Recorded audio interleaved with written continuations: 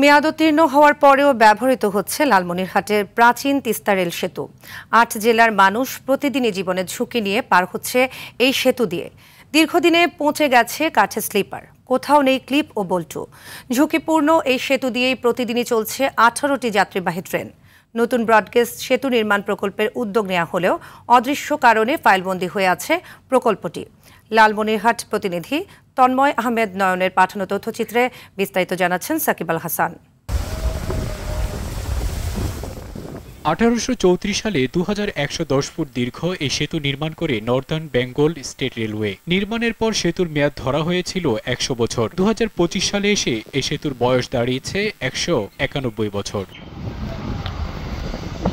দীর্ঘদিনে পচন ধরেছে কাঠের স্লিপারে, ছুটে গেছে ক্লিপ, নাট বল্টুর পরিবর্তে কোনো স্থানে বসানো হয়েছে বাঁশ ও কাঠ। ঝুঁকির মধ্য দিয়েই প্রতিদিন এই সেতু দিয়ে চলছে 18টি ট্রেন। ট্রেন চলাচলের সময় কেঁপে ওঠে পুরো সেতু। যারা দায়িত্বে আছে তারা যদি এটা খুব দ্রুত সংস্কার করে তাহলে হয়তো বা চলাচল উপযোগী থাকবে, নাহলে কিছুদিনের মধ্যে একটা বড় ধরনের দুর্ঘটনা ঘটতে পারে। অনেক ট্রেন চলে, বৃষ্টি অনেক ঝাঁকি দেয়, অনেক লোকজন ভয় পায়। সরকারের কাছে দাবি জানাই এই ব্রিজটা যেন নতুন করে দেয়। যে কোনো সময় দুর্ঘটনা ঘটতে পারে, অতএব সরকারের কাছে আমার আকুল আবেদন, তিস্তা ব্রিজ যেন একটা নতুন করেই তাড়াতাড়ি করা হয়। 2012 সালে এই সেতুর পাশেই নির্মাণ করা হয় নতুন তিস্তা সড়ক সেতু। তবু ঝুঁকিপূর্ণ এই পুরনো সেতুতেই এখনও ট্রেন চলাচল করছে। তবে নতুন সেতু নির্মাণের বিষয়ে কার্যক্রম চলমান বলে জানিয়েছেন লালমনিরহাট বিভাগীয় রেলওয়ের এই কর্মকর্তা। কাটিং ব্রিজে কিন্তু আমাদের পরবর্তী আবার 20 বছর পর্যন্ত এক্সটেনশন করা আছে, যে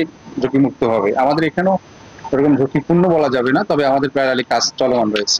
আমাদের পরবর্তীতে একটা নতুন করে তিস্তা ব্রিজ তৈরি করার কাজটা। 1971 সালে পাকিস্তানি সেনাদের বোমা বিস্ফোরণে ক্ষতিগ্রস্ত হয় সেতুর একটি অংশ। পরবর্তীতে তা মেরামত করে পুনরায় শুরু হয় ট্রেন চলাচল। একসময় কাঠের পাটাতন বসিয়ে বাসও চলত এই সেতুতে। দ্রুত এই রেল সেতু নির্মাণ করবে সরকার, এমনটাই দাবি সংশ্লিষ্ট সবার। সাকিব আল হাসান, RTV।